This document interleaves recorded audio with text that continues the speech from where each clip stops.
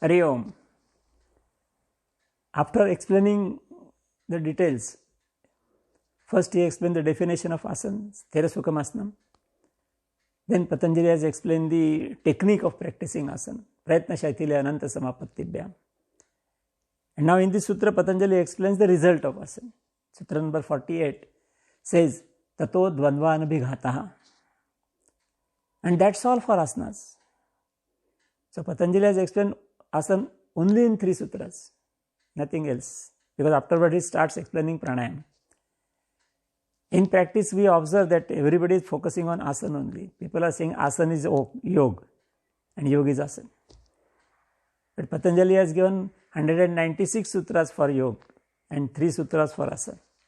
You can just estimate the percentage. Anyway, let us come to the result. Tato means after that. That means after mastering the technique of asana, including Prayatna Shaithilya and Ananta Samapatti, then he is explaining the results.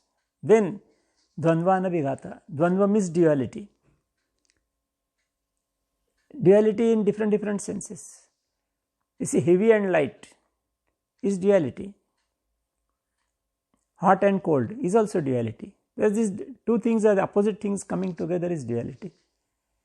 So these are physical dualities. Then there are mental dualities. I want this, I don't want this. This is mental duality. I have this, I don't have this. This is mental duality. I need this, I don't need this. Likewise, these are the mental dualities. So Patanjali is giving complete that dualities are not affecting to the practitioner. Anabhighata. Normally what we observe that we are suffering with these dualities. If I like this and I don't like this, suppose this duality is there. Then something I get which I like, I am happy, and something I get which I don't like, I am sad. So my happiness and sadness depend on this duality. It is same for all. So our life is suffering from the dualities. And mostly pains and miseries are more. Now Patanjali says, after practicing asanas in such a way, as he has already explained, the dualities will not affect you. Dualities will be there, we cannot avoid that. But you will not be affected by the duality. Whatever is happening, you will always be happy or blissful, rather we can say. So the result seems to be total mental, because the dualities are mental mainly, which are affecting the life. So the asana is physical, what we observe. We have to take a posture with the help of body, different organs. But the result is totally mental. But if you practice the asanas as explained by Patanjali, then definitely we can come to this result. That is what we also experience in many cases. That is, we get some control over the mind.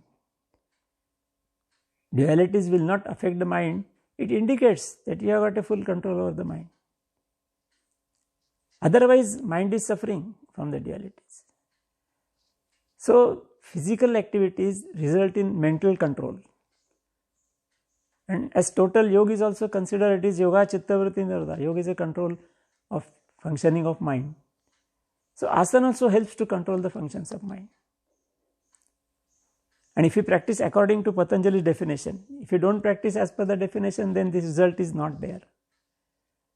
The result may be some physical results may be there, but not the mental control. If you want to establish the mental control, you have to practice the asanas as explained by Patanjali. And we get the control over our mind. We are able to control the mind in different situations in the life. And definitely we will be able to get the pleasure and not sufferings from the life. When we control our mind, everything is controlled. So this is how Patanjali explains the technique of asana only in 3 sutras. Hari Om.